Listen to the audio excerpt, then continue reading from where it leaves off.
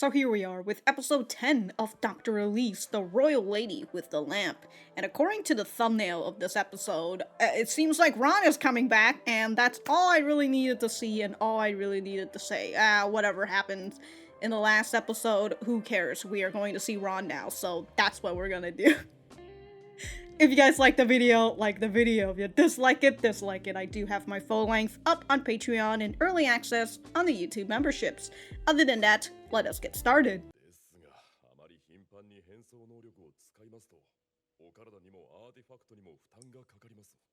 Strain on both your body and the artifact, so that's gonna break someday.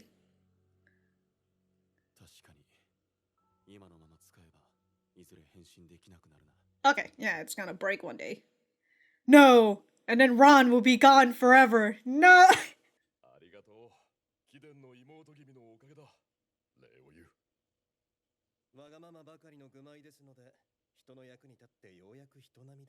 An average level of humanity.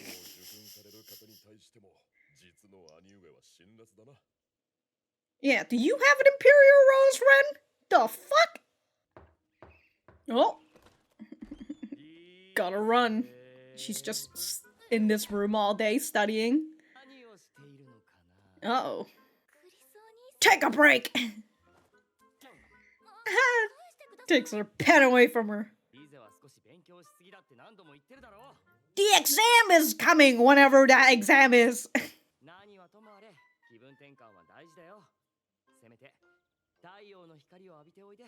Ah, the sun!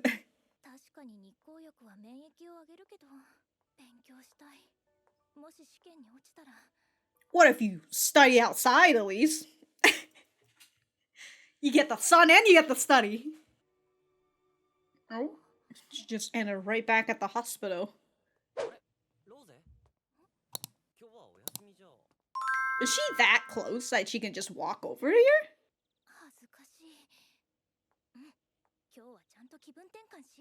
Yeah, you're gonna enjoy your day off, maybe. Damn, Ron coming in with that jacket. Yo. I have my sources. And then she just says, I see. You're not even gonna push a little bit further? Like, who? Who specifically? Oh my god. Oh, you said she wanted sweets, right? This man's gonna take her out to get some sweets. Why does he sound like he's talking in a tin can? Ron, I mean. Ho ho. Ho ho, I'll buy you anything. Most reputable cafe. It's not Cafe Ole, it's Cafe Lay. Oh shit! Taking it to a nice place.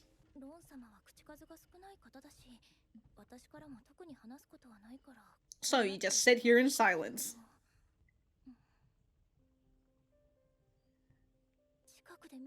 Yeah, I was just thinking, upon a closer look, it's kinda hot.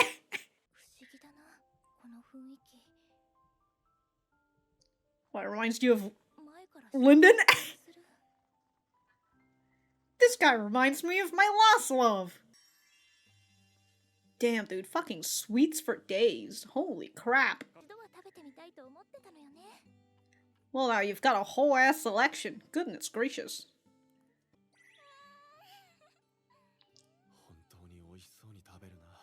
I don't think that's a cake. These can't be my only presents. Oh. Buying her more... buying her more study books always helps. He's an official in the administrative...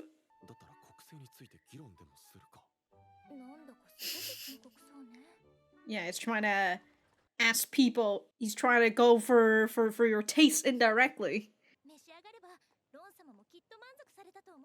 Oh, he just sat there and had tea.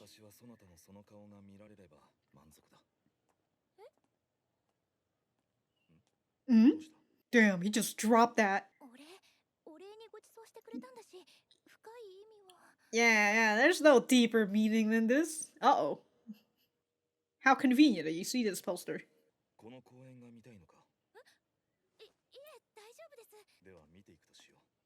Yeah, there's something off about Ron's mic. It sounds very odd. I can't tell whether it's like it's the microphone or it's the processing. Because hers sounds fine. His sounds a little tinny sometimes.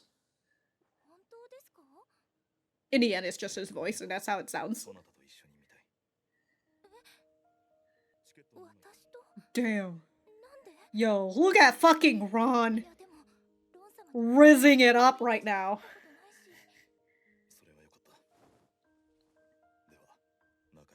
What the fuck was that?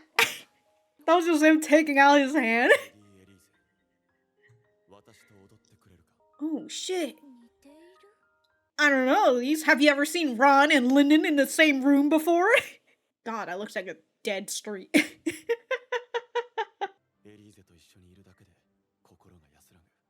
Wow, who would have thunk? Since that day. Back to the rain. Back to the trauma. I like that. The rain faded out to the claps. That was nice. Ah! Oh, that's the woman leading the dance to the kids. Okay. The play is starting to make sense. Or not. Uh-oh. Uh-oh. This is part of the play, right? Guys. Guys, you better get out of the building right now. Woo! But damn, dude. That was one flammable... Holy shit, that fire was voracious. You see their height discrepancy?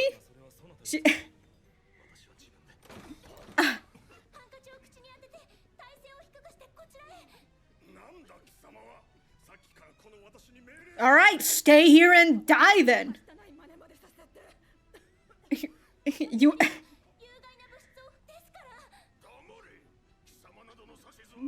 Guys, a fire is happening right now. No, what are you doing? Yeah, you think fire is not gonna walk upstairs? Oh, here comes Ron. Gonna fucking knock him to their senses. His voice does sound clearer there. Oh my god. He has an heir of an imperial family? Must be a third son. Or actually, the first son.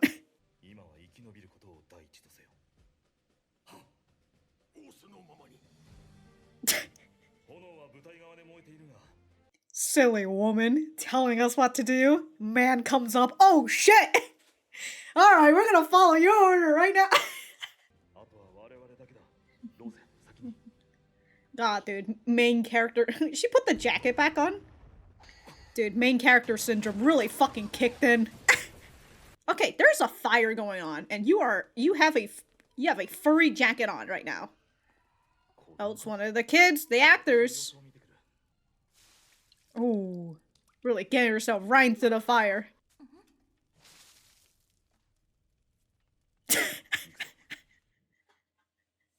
Yo, that fucking movement. Ron is so extra today. I love it.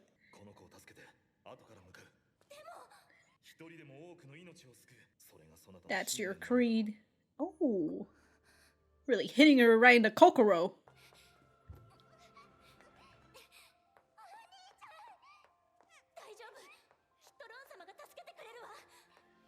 Alright, Ron, better start rolling the die. Gotta get that natural crit. Come on now. Okay, so his Ron / Linden learned today that he really needs to lift.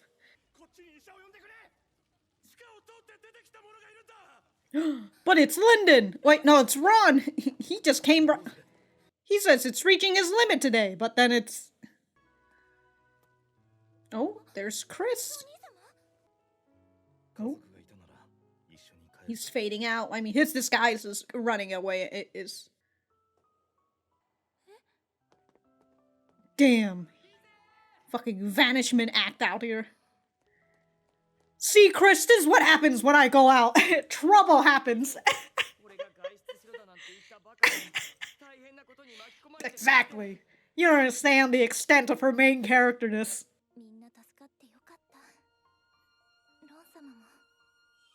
Ooh, catching feelings for Ron? I like that the owl is watching Elise from the mirror. No! Ron!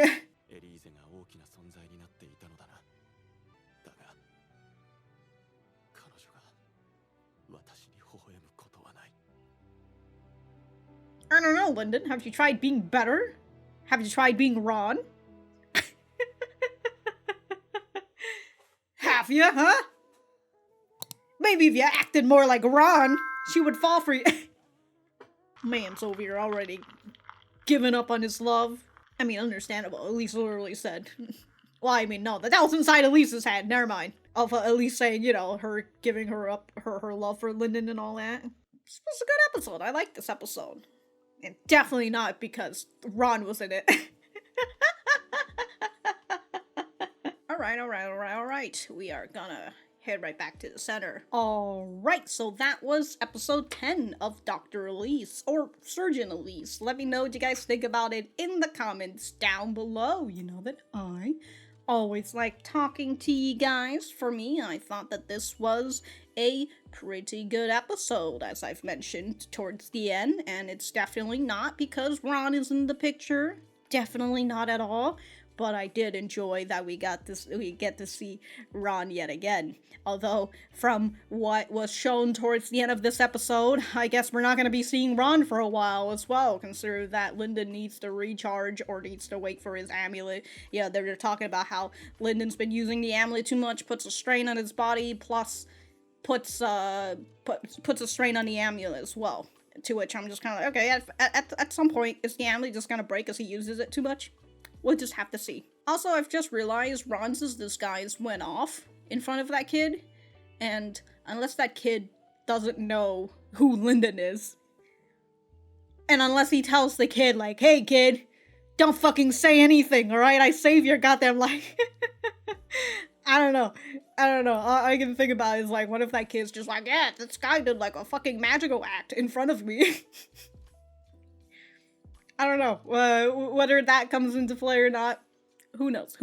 The one thing that I was mentioning during this whole episode is Ron's voice, and how it sounds a little off to me. It kind of sounds like it's hollowed out. I think that's what I wanted to say. Like, I kept saying it was tinny, but, like, when I say something that sounds tinny, it kind of feels like, because it's a little hollowed out, because, you know, when I say tinny, I think of a tin can, which is, you know, there's nothing inside. Yeah, I just couldn't figure out whether that was coming from his microphone specifically, or the processing of the voice, or that's just how Ron sounded like before, and I just haven't heard his voice in a while, so then when I hear it again, I'm just like, I don't know. Let me know if you feel like it's a little different, or, you know, maybe I'm just hearing something off, and or again, I just haven't heard Ron's voice in a while, because when Linden talks, right, in his Linden voice, I don't really hear it. Speaking of Ron, there is this one part I wanted to look at again, just because I thought it was very fun. Why did he have to do that? At first I was just like, oh, maybe his arm is in his arm sleeve and he's doing like this weird movement to get his arm out. Yo. He puts the ticket down. He takes his hand out. He's just...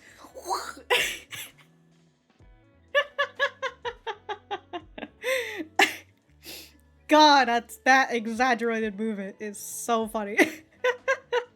We also see Rando coming back, but he's not going to be Linden's bodyguard at the current moment, or anymore, I can't remember, you know, he got shot and all that. But other than that update, he was just here to talk about the amulets, and I've kind of already mentioned said amulet. Moving on to the next scene, we've got Elise, who is just deep in her studies. It's basically what she's been doing in her previous life, where all she really does is study and work hard. She is a workaholic, and that's not, that's not good, because sometimes you need a little R&R, you need a little downtime, and that's exactly what Chris wants her to do, right?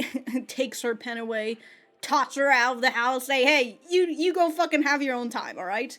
To which, by the way, I did make this mention too, right, where Elise is like looking at, well, she's not looking at the sun, but she's outside in the sun. She's like, you know what, being outside in the sun does help boost your immune system and all that, immune system. But she's like, but I also really want to study. To which my ingenious thought was, why don't you just study outside?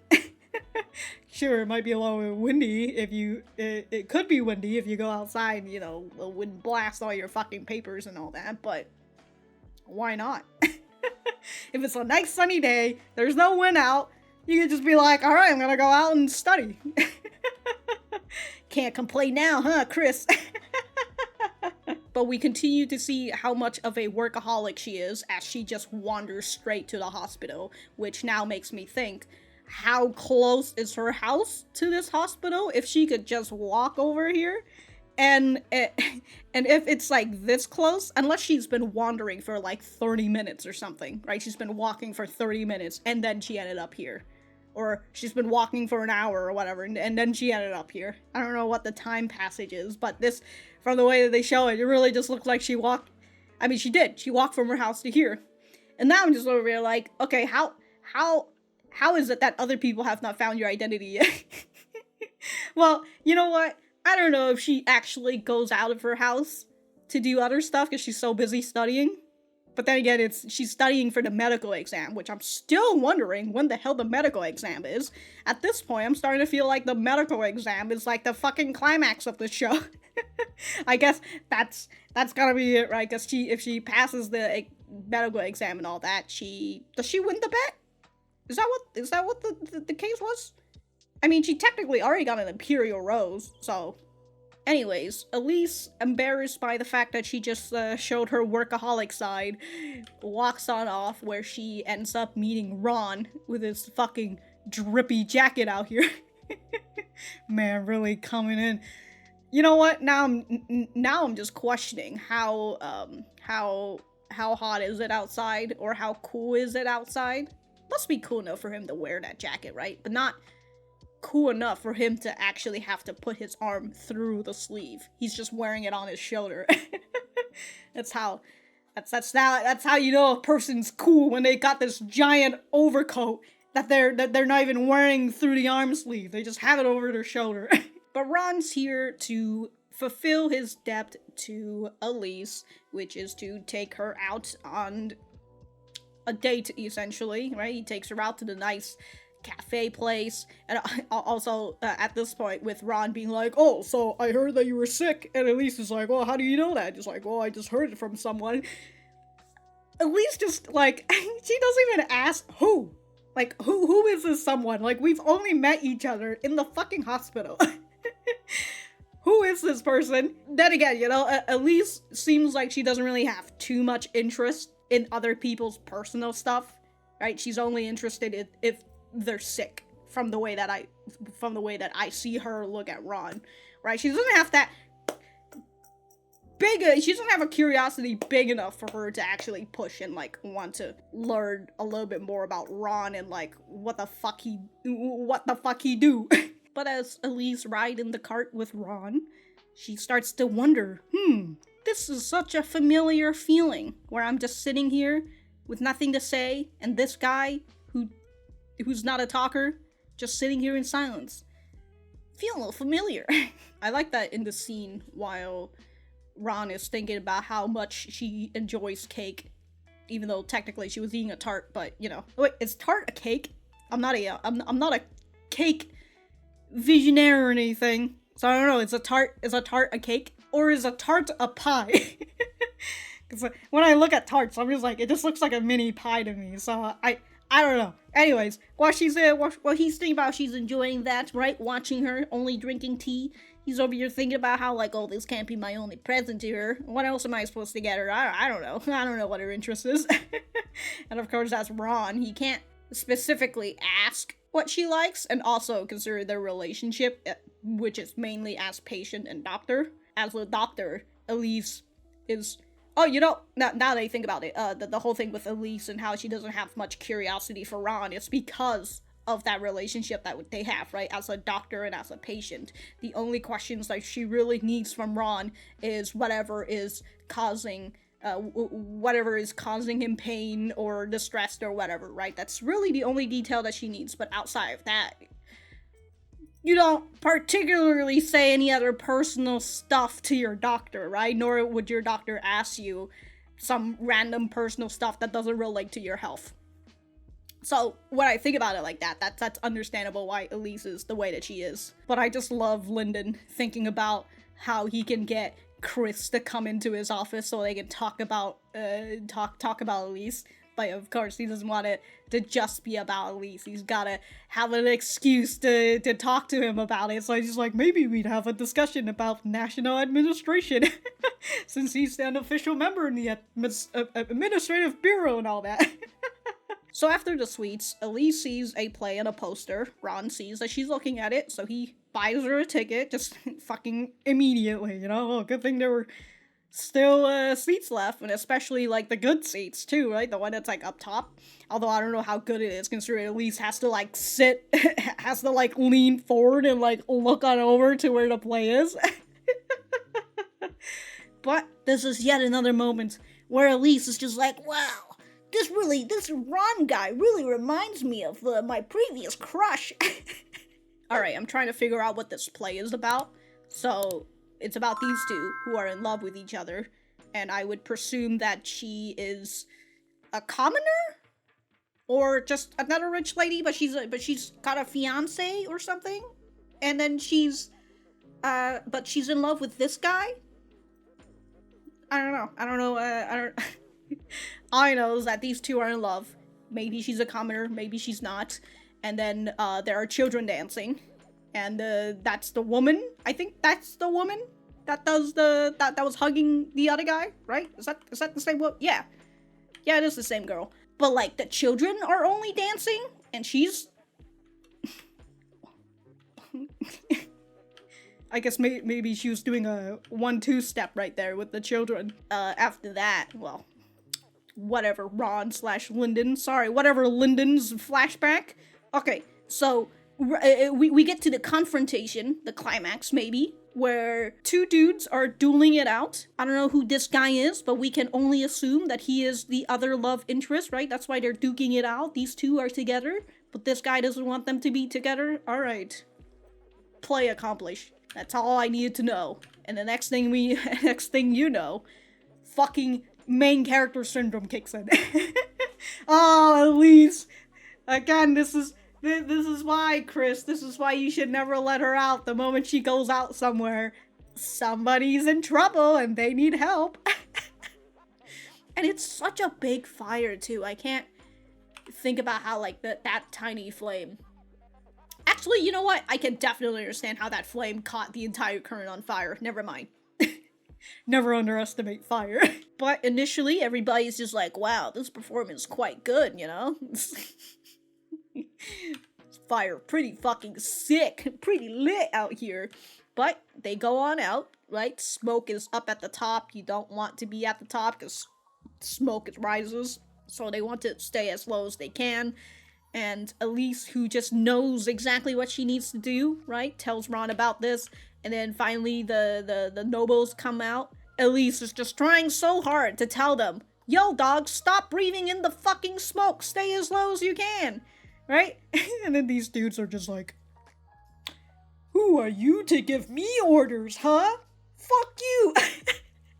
The fire won't fucking reach up to the upstairs. Is only downstairs. We're just gonna stand here and wait for a rescue. And now I'm trying to think about, because somebody made a comment last time about the medical progression in this world, because it seems like they have a lot of tools that are used in the modern world, but at the same time they don't have the modern knowledge, which is like, oh, okay, like that fine, I guess.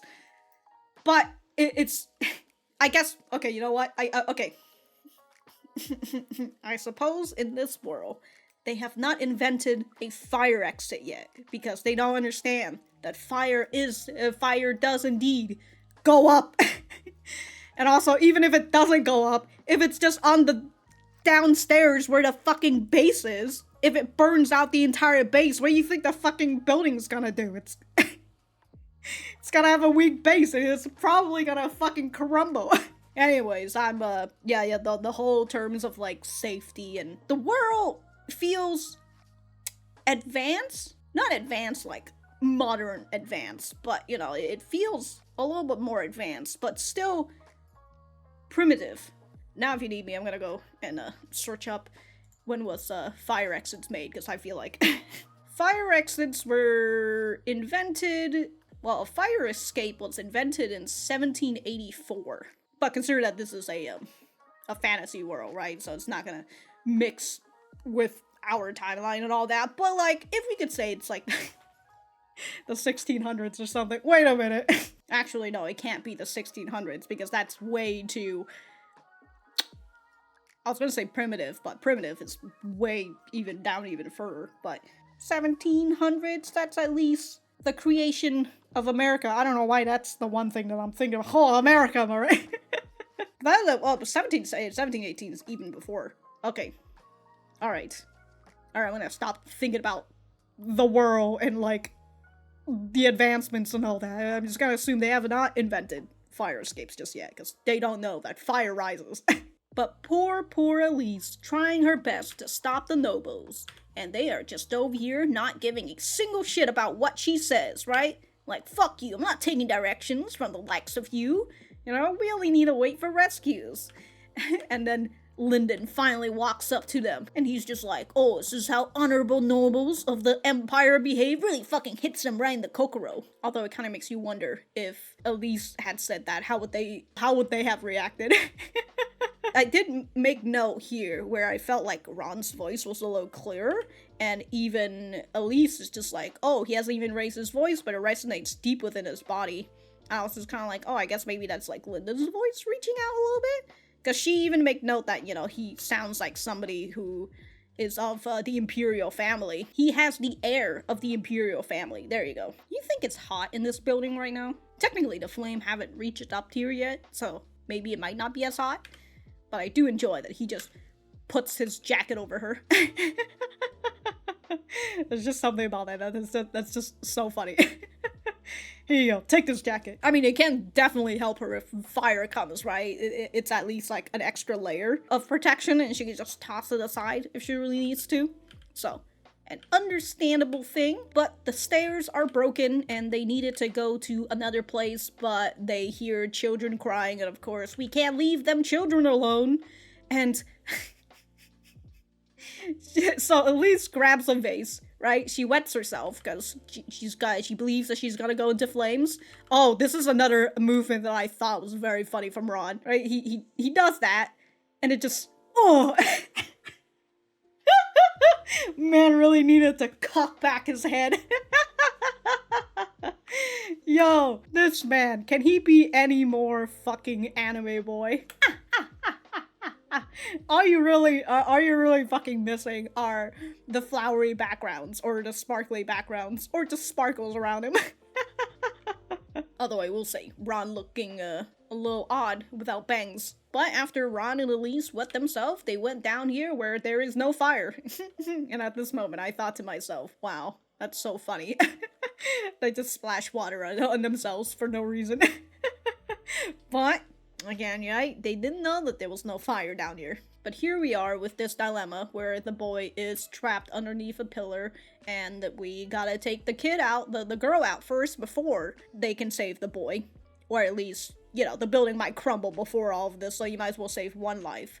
And Ron tells Elise, right, remember your creed, Elise, or Rose, sorry, remember your creed, Rose.